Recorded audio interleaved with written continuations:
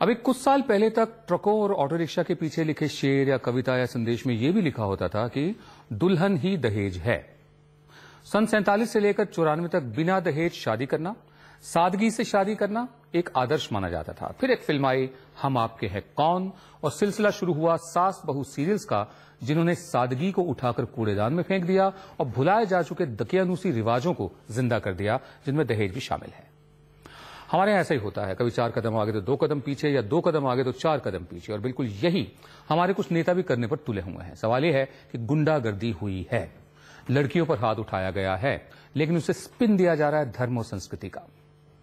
अपने अपने राज्यों की असली समस्याओं से ध्यान हटाने के लिए समाज की सोच को 4 कदम पीछे धकेलने की कोशिश हो रही है।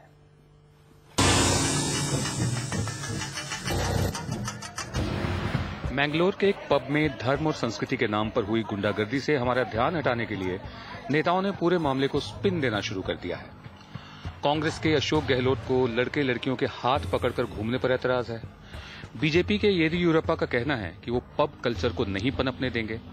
मर्यादा पुरुषोत्तम राम के नाम पर राजनीति करने वाली बीजेपी के ही एक और नेता मध्य प्रदेश के सीएम शिवराज सिंह चौहान इसे अमर्यादित आचरण मानते हैं, लेकिन मर्यादा पुरुषोत्तम राम के नाम पर श्रीराम सेना की गुंडागर्दी पर खामोश हैं। इनका मानना है कि लड़के लड़कियों को एक साथ देखकर या हाथ पकड़कर घूमने से भारतीय संस्कृति खतरे में पड़ गई है, और चूंकि देश की जनता ने इन तीनों को अलग अलग राज्यों का मुख्यमंत्री बनाया है, तो बिना मैनिफेस्टो में इसका जिक्र किए संस्कृति को बचाने का जिम्मा भी इन्हें ही उठाना होगा। और फिर इसके लिए इन्हें चाहे लड़कियों पर हाथ उठाना पड़े, उन्हें सरेआम जलील करना पड़े, उनकी पोशाक फाड़नी पड़े या दूसरों की दुकानों और ऑफिस में तोड़फोड़ करनी पड़े, ये सब करेंगे। खुद नहीं करेंगे तो श्रीराम सेना जैसे किराए के गुंडों से करवाएंगे। आखिर सवाल संस्कृति का जो है, क्या इनके राज्यों में गरीबी, बीमारी, बेरोजगारी जैसी समस्याएं खत्म हो गई हैं, जो इनका ध्यान इन बातों पर जा रहा है? क्या इन्हें इसीलिए चुना गया था कि ये लोग तय करें कि लड़के लड़कियां क्या पहने और कहां जाएं?